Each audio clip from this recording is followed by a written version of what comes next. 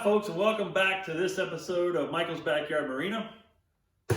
We're going to start reassembling the old Johnson 9.9 with the Dirty Little Secret Part 2. I appreciate you joining me today. We're starting to have some parts show up for this old girl, and we're going to start putting it back together. Now this isn't going to go in any particular order as far as how to reassemble, other than obviously this has to go, the spacer goes on, and we'll go through that in detail. But all this other parts that I've ordered can go on independently of one another, except for the spacer. Obviously that's got to go on before the foot can go back on to the outboard. But I should say, let's get started and let's see some of these parts and see why I ordered them, some of the reasoning behind some of the things I've done. So let's go and get after it. Are you ready for it? Boom! An SE Sport 200 Hydrofoil. I'm going to put this on this little 15 horse motor because it will improve performance. It will improve a lot of things. It is, let's see, rated best is quick planing, defeats cavitation, stops porpoising. I've witnessed this on my other boat.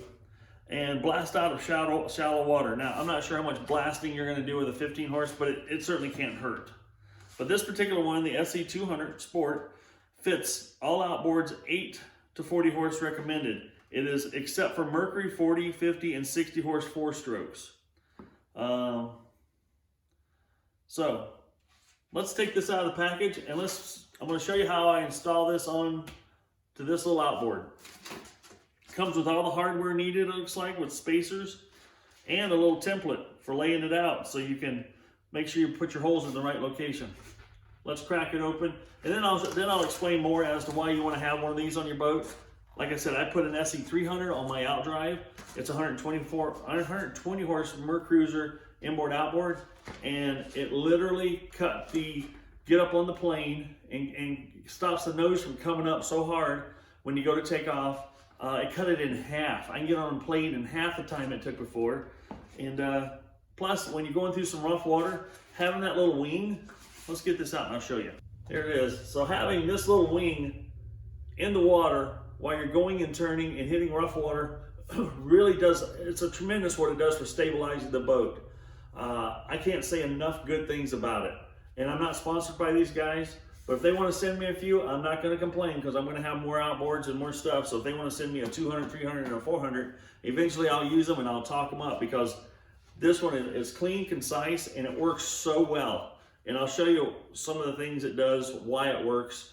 I just described what it does for you in the water, but I also am going to describe some of the things it does for propulsion once I get it installed and we can visually kind of see what happens.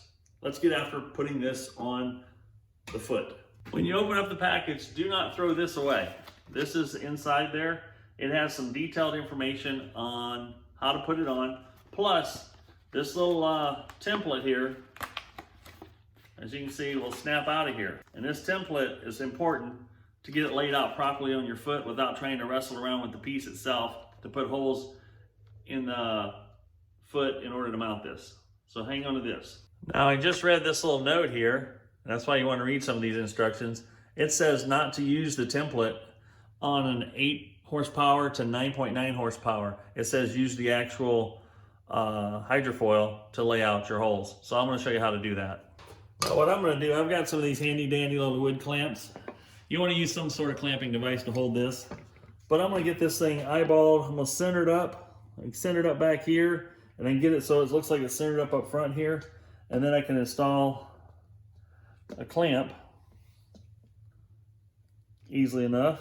Now I'm going to show you what I'm looking for while I'm centering this up. So as you can see here, I've got this going up and just barely touching here. But I've got equal distance, kind of hard to see in the camera view, but I got equal distance on both sides of the gap here and here. And I'm also looking up here to make sure that gap here and here are the same.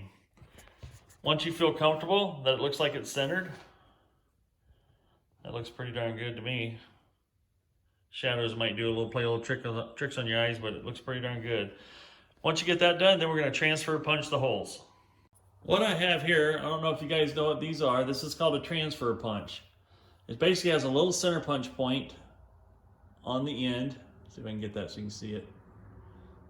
Little center point punch on the end, but it has a specific diameter. You can buy these in sets. This happens to be a 1964 diameter. Fits real nice in the hole with not any play. And what they are is they are for transferring the location of that hole to the center. And you just put that in the hole, and I just spin it a little bit in your hand while you're tapping it.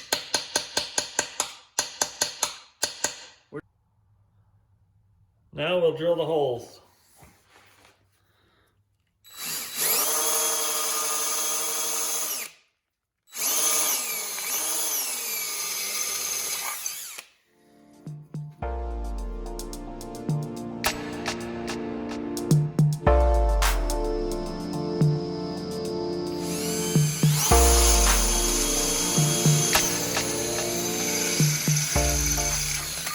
It comes with two thin washers and 2 thick washers. The thin washers go toward what would be the front of the boat. So I'm going to put it toward this side.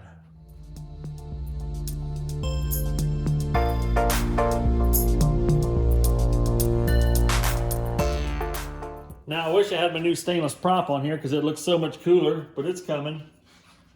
What this does for you, besides giving you a hydrofoil in the water, stabilizes the back of the boat through the motor.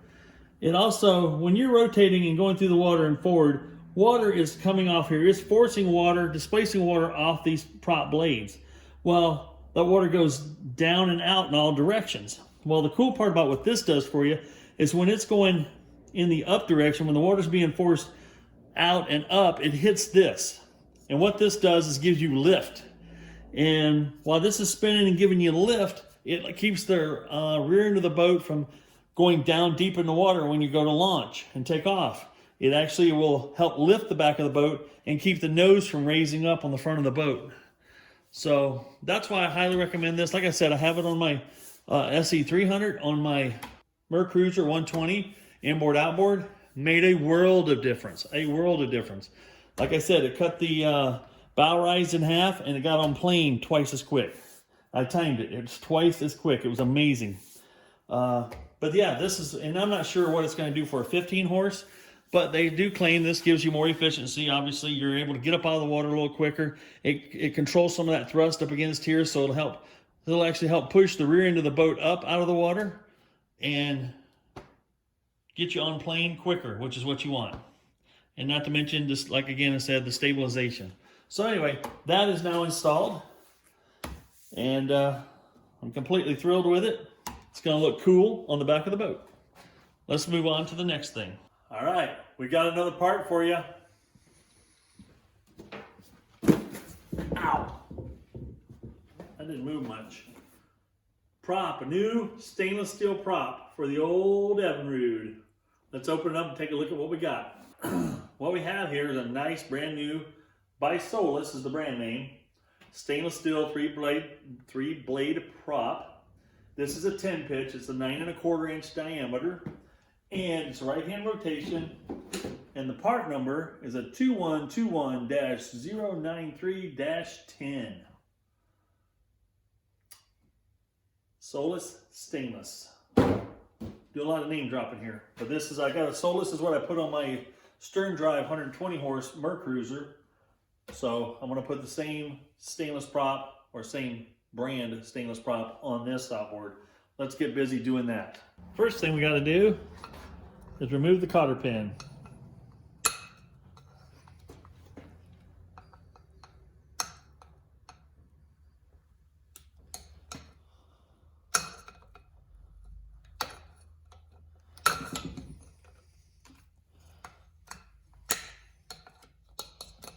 Cotter pin removed. Now we got to remove the nut.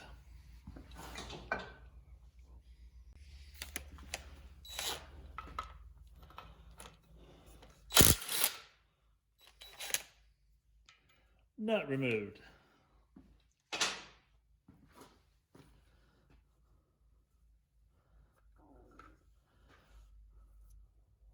Washer.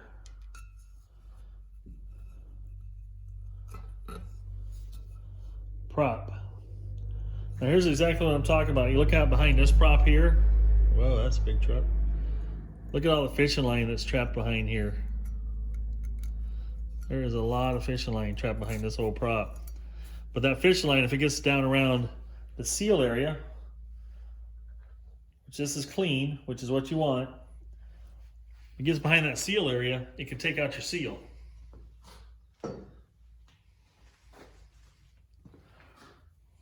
Now we're going to wipe off some of that old grease.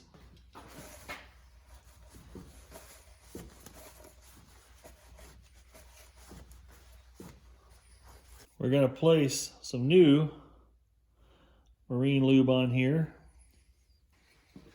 We can slip the new prop in place.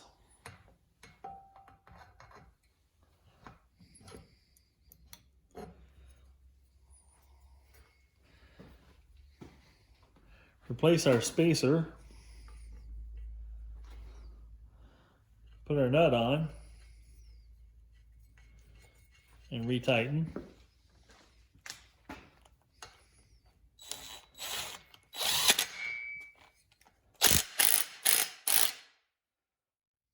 Slide our cotter pin back in.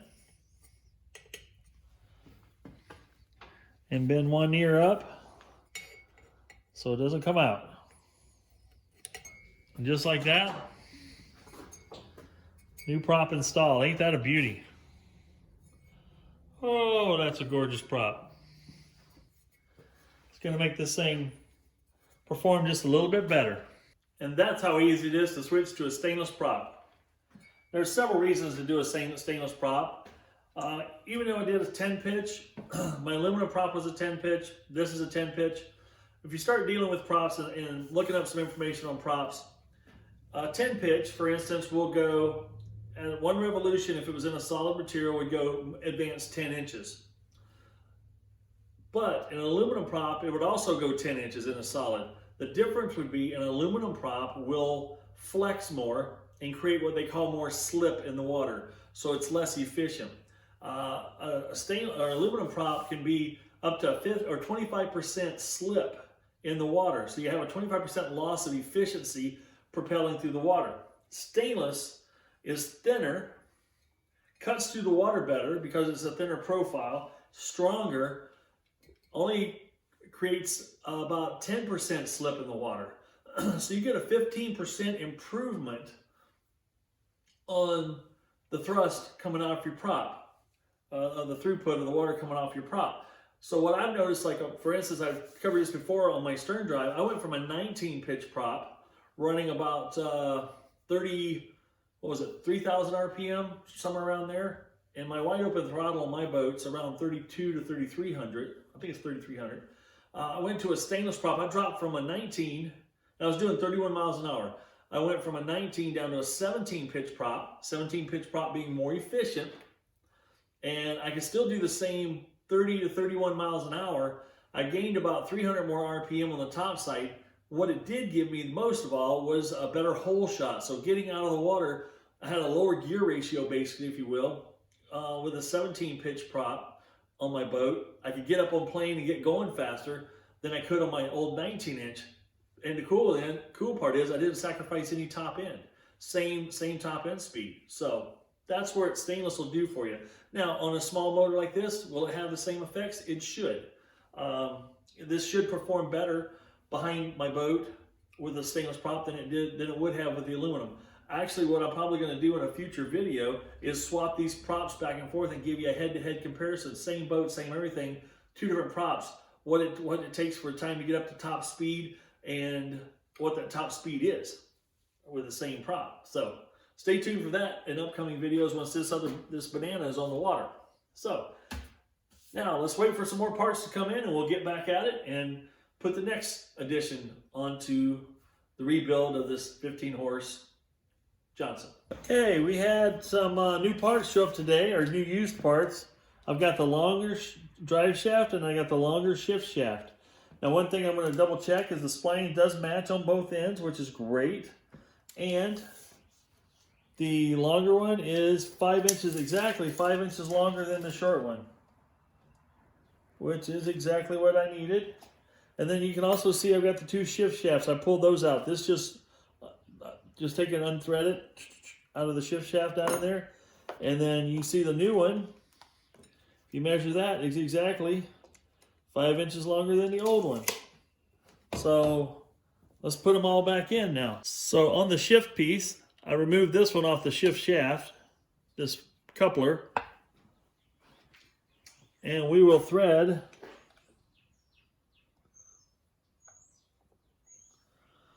the new shift shaft into place.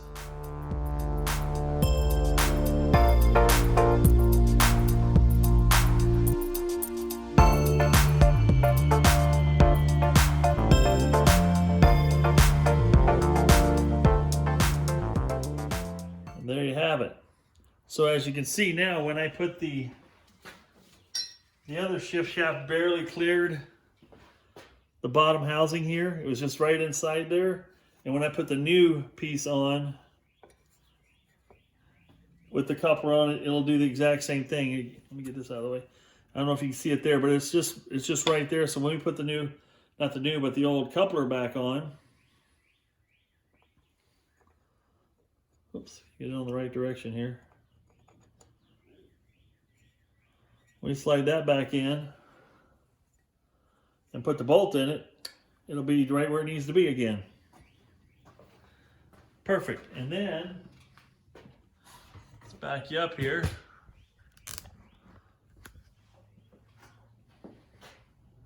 The new longer drive shaft.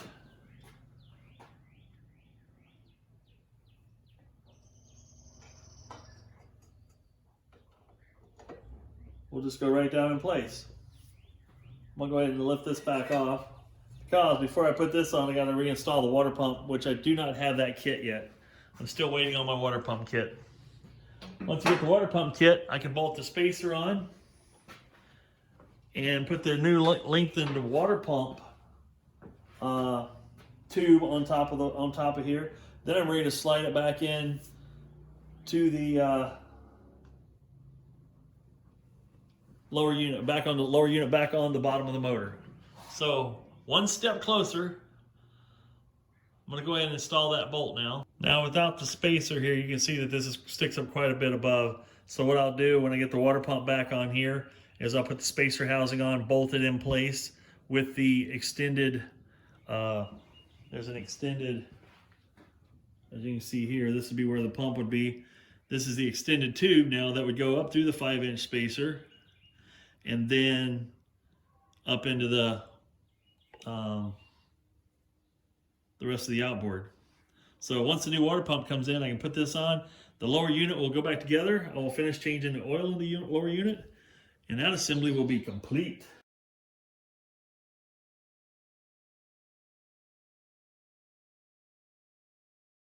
Now what I do is I take every orifice that's on this carburetor and I use a rubber tipped air nozzle so I can put it up against any of the openings and seal it off and make sure. Good news today, the carburetor kit showed up. We're going to reassemble our carb. And it's basically just the opposite of what we did to take it apart. I'll actually take it out of time lapse to show you any specific details that you definitely want to pay attention to when reassembling. First thing I always like to do is get all the parts laid out. And because usually a lot of these come with more gaskets than you need, more pieces than you need. And for instance, this here, I'll make sure that gasket matches up. So like that, cool, that's the one base gasket. And then you've got the upper gasket that was in black here, and you want to match up with what came out. So that one looks pretty good. Let's just see how many of them we got like that. Huh.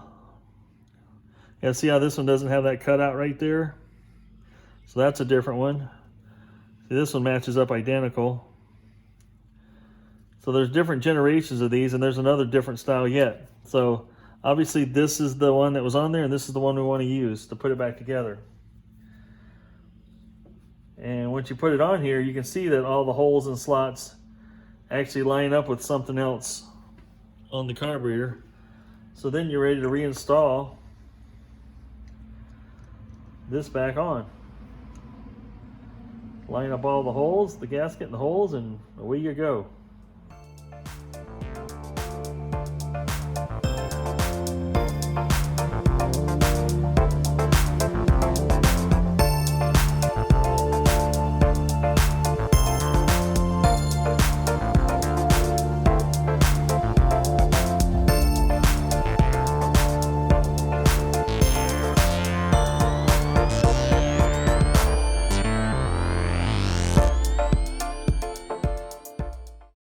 Now I'm going to take this air mixture needle and I'm going to screw it in until I feel it bottom out.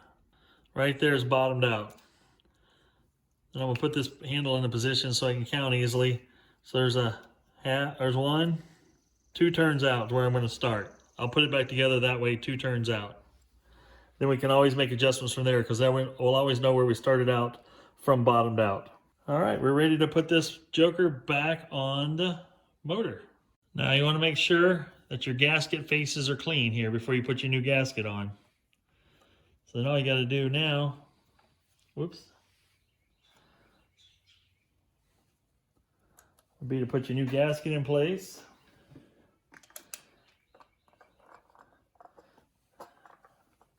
And you'll bolt your carburetor back in place with your 2 nuts. Before I do this, I've got to put my shift linkage back in here and put my cotter pin back through it.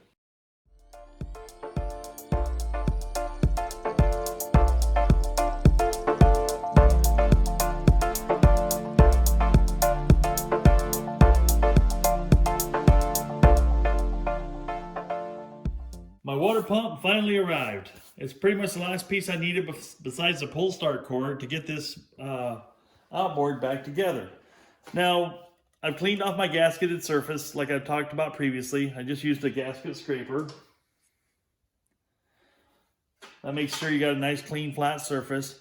Now what I've done here is put a little grease on this pin. There's a little pin, and this pin in particular, or key, or whatever you want to call it, that drives the water pump impeller, has a rounded end. So it makes it easier for it to make sure it gets in position. Now, I'm going to show you guys a little trick. So now I've got the impeller in place before I put the housing on. Now a lot of videos will show you how to put this impeller in the housing before you install it. The nice thing is these housings have a very smooth, soft edge all the way around. And so you take it and basically put this thing on in the direction it needs to go, slide it into place,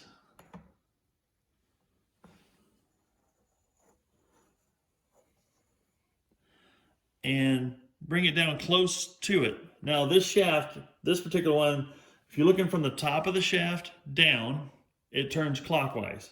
So what I'm going to do is gently turn this clockwise and push down.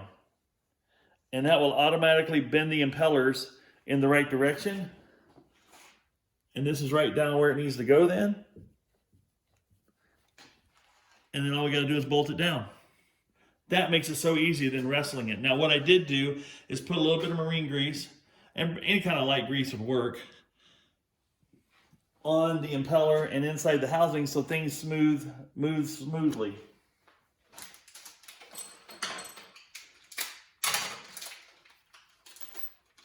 And just like that, I'm ready to put my bolts in. Now this kit came with new bolts, which is nice, and they also have a little bit of Loctite built onto the thread, or already put onto the thread. So when we tighten this thing down, it won't back off for us.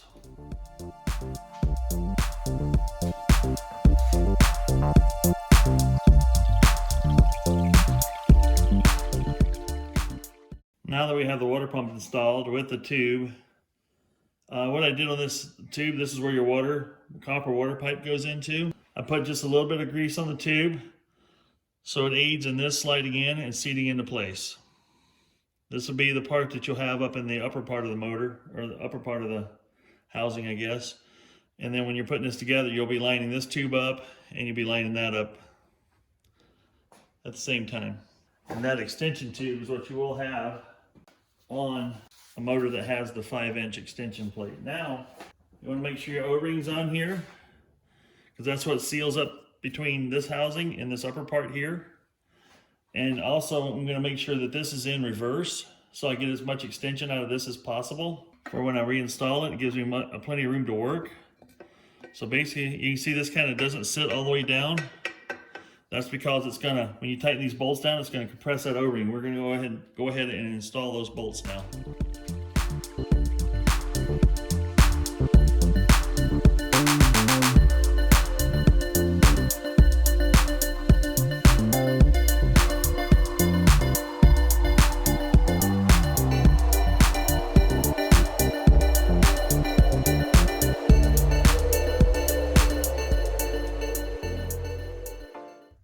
Now I know this may be a little difficult to see, but this is my old short shaft that came out of the lower unit, the drive shaft. This is the new one. Now the new one you can see here is a new old stock, obviously. Not new old stock, it was a used one, but it's in its working condition. There's an O-ring groove right here. Well, some outboards on the top end, that's what you want to pay attention to, is some of them have an O-ring groove up here, because that's kind of the seal that was created up on the power head. This one you can see was running a seal that was back here. You can see the shiny spot on the shaft. So I don't need the O-ring on this one for this motor, because there's a seal in the power head that's going to run right in this area. So I am putting a little bit of grease on this as I put it together, because I like to have grease on the splines, and it also helped that seal on the power head. So just wanted to make a quick note of that. That might be the difference you'll see when you go from a long to a short shaft. And if you're buying a used shaft, you probably want to get one that's just like this one, because, well, if your power head had an O-ring groove in it, you want to make sure you put one with an O-ring groove back in it. In this case, mine did not have an O-ring groove. It runs a seal, which will run right here on this shaft, and the spline still does not get in the way of it. So it'll be perfectly fine. So you just want to be aware of that when you're purchasing your used parts. One more noteworthy item before we install the foot back onto the outboard is I pulled this up into a reverse position. So this is in reverse gear. So when I turn this clockwise, your prop is actually turning counterclockwise. And what that'll do for me is that'll give me as much room to work with this as I can possibly get.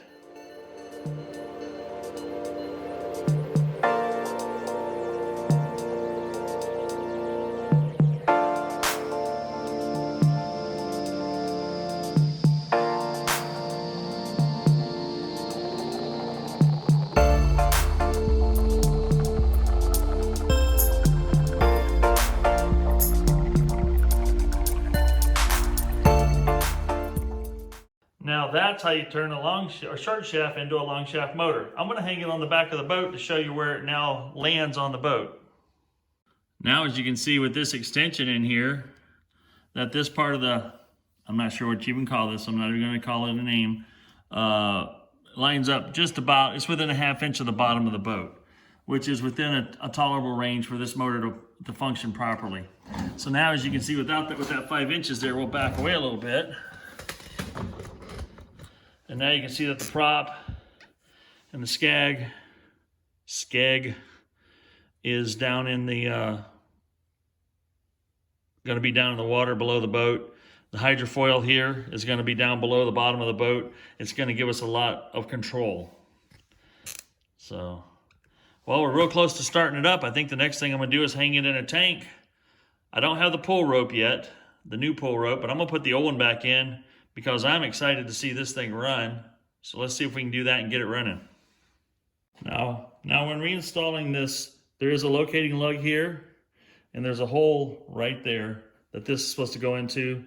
And then this bolt obviously bolts into that hole. And remember what I said about this piece here? There's a little spring right here that needs to ride on the outside. So we're going to get all that done now. And put it all back in. Just sneak all this back down in here. And then remember this was over there like that. And then this needs to sit in there flatly.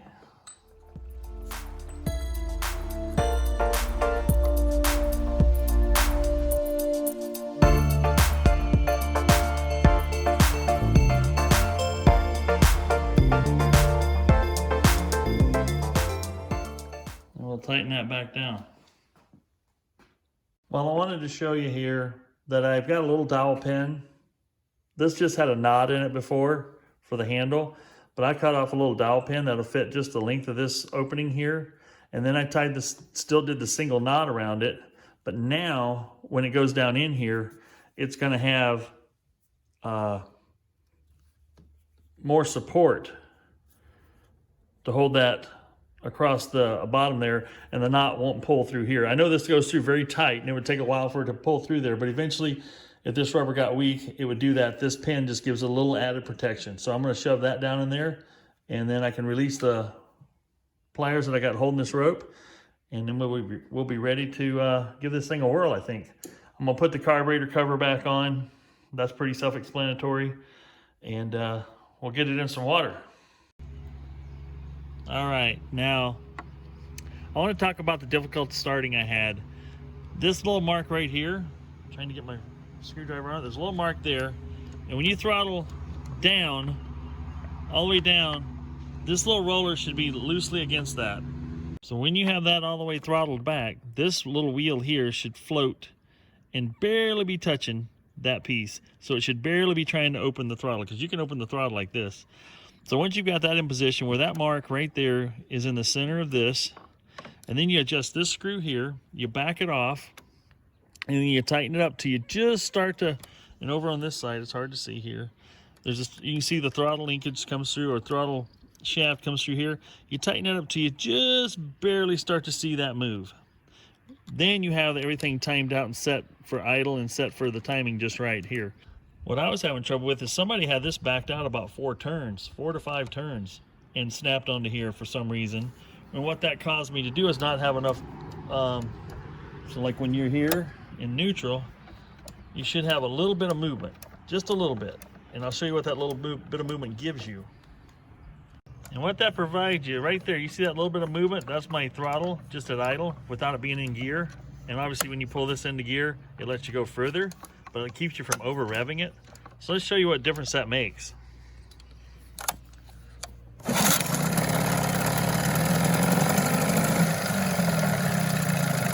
See, now you get to idle like this, just as high as it'll rev without being in gear. It gives you a little bit of that throttle that you can play with when you're trying to start. You shouldn't need it. I've got the plate off right here right now. And now you can see, let me back up a little bit here.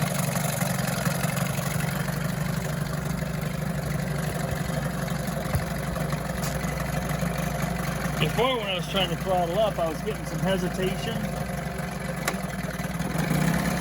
And it didn't seem responsive. It seemed like it had a miss, but that was because with that out of sync, the timing is off with the amount of gas that's flowing into it. And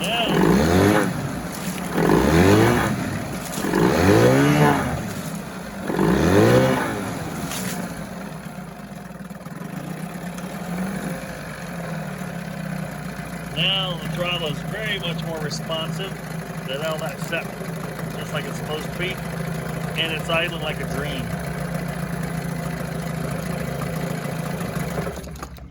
And it starts much easier now.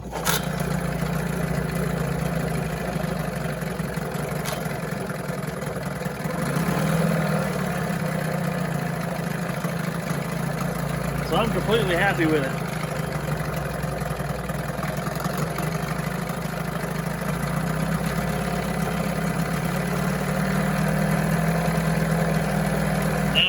Just as it should.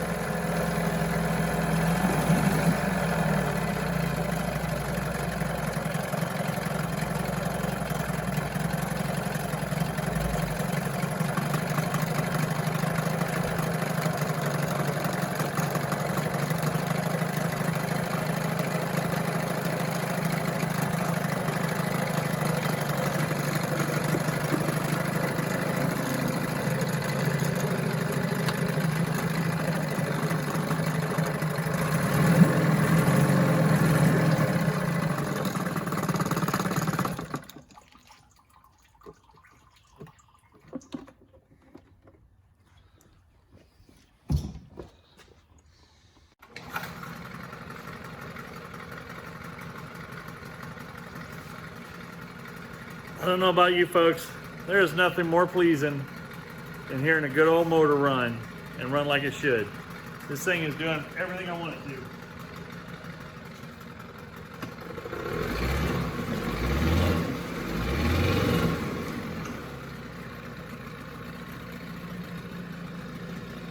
Just purring like a kitten.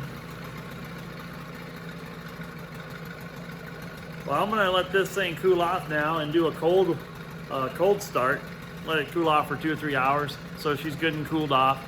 And then I'm gonna do a cold start up to see if everything, the choke's working right and if I can keep it running good.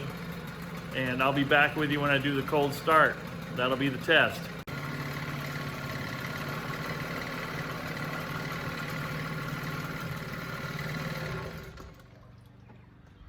Well, that's running like a top. I'm really happy with how that turned out. Now I've just gotta get the old banana here finished so I can put this motor on it. We can take her out for a run on the lake. So, well, I hope you folks enjoyed this video. I hope you found it helpful. We did a lot of different things with this motor. We did a carb kit, we did a water pump, we did a hydrofoil, we did a stainless prop on it. Haven't done a pull start rope yet, but I will because I see a lot of dust around here. And it's just the rope's just not coming apart, but it's not new nylon any longer. So we're gonna get a new nylon rope on it. That should be in the next day or two. But I don't need to show you guys how to put a rope on it. That should be pretty straightforward. If you want to see a video on that, let me know. But other than that, I think I'm just gonna put one on it and call it good. That being said, folks, I'm gonna call this the conclusion of the 15 horse and 9.9 clothing. Pretty pleased with how it turned out. It's running good. I think it's going to run good for a lot of years to come. It's been fun working on it. Learned a few things along the way. Hope you guys learned a few things along the way as well. Thank you. My dogs. Ella, quiet. Thank you. Learned a few things along the way, but anyway, bottom line is there, folks, find something you enjoy doing. Get out there and do it as often as you can. Enjoy life. You don't have to know a whole lot about a lot of things. You can tinker, you can learn a lot on YouTube, you can learn a lot just on the internet, and then get out there and try it yourself. And that's how we learn. Tractors, trucks, cars, they're everywhere. Anyway, like I said, get out there and have some fun, folks. Michael out.